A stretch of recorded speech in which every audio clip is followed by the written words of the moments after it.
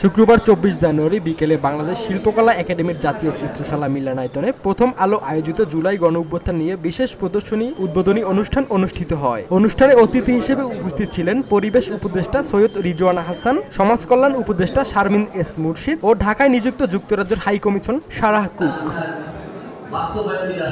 বক্তব্যে রিজওয়ানা বলেন, স্বৈরাচার পতন যে কতটা লজ্জাজনক হয় এটা প্রমাণ হয়েছে কোটা বিরোধী ও সরকার বিরোধী আন্দোলনে ফ্যাসিবাদের পতনের মাধ্যমে।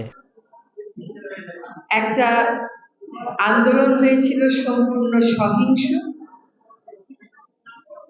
স্বৈরাচারের কখনো না কখনো যে পতন হয় এবং সেই পতন যে সাংঘাতিক লজ্জাজনক হয়, সেটা আসলে কোটা বিরোধী একটা আন্দোলন থেকে শুরু হয়ে সরকার বিরোধী আন্দোলনে পরিণত হওয়া এবং সরকারের পতন ঘটানোর যে আন্দোলনে পরিণত হয়েছে সেটাই আবারও প্রমাণিত করে।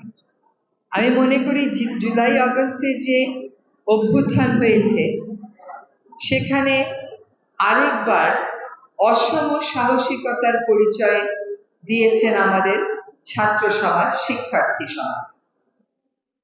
আমরা কিন্তু অনেকদিন আগের থেকেই সুশীল সমাজে ছিলাম, আছি, ভবিষ্যতেও থাকবো, কিন্তু ওরা যে কাজটা শুরু করে দিয়েছিল আমরা কেবল পাশে দাঁড়িয়ে একটু সাহস জুগিয়েছি, এইটুকু। শারমিন এস মুর্শিদ বলেন, যারা যুদ্ধ করেছে তাদের খালি হাতে ঘরে ফিরতে দেওয়া হবে না। তাদের স্বাভাবিক জীবনে ফিরিয়ে আনা আমাদের সবার এবং অন্তর্বর্তীকালীন সরকারের দায়িত্ব। যারা যুদ্ধ করেছে তাদেরকে খালি হাতে ঘরে ফিরে যেতে দেওয়া হবে না।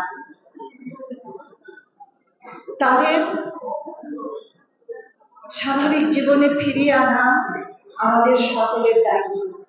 নিঃসন্দেহে এই অন্তর্বর্তীকালীন সময়ে এই অন্তর্বর্তীকালীন সরকারের দায়িত্ব তাদের পুনর্বাসন করা, তাদের শিক্ষায় ফিরে আনা, তাদের স্বাভাবিক জীবন ফিরিয়ে দেওয়া কতখানি যে কঠিন কাজ সেটা আপনারা সবাই মনে রাখবেন। মাহমুদ রাহাত, ভিওডি বাংলা, ঢাকা। স্বাভাবিক জীবনে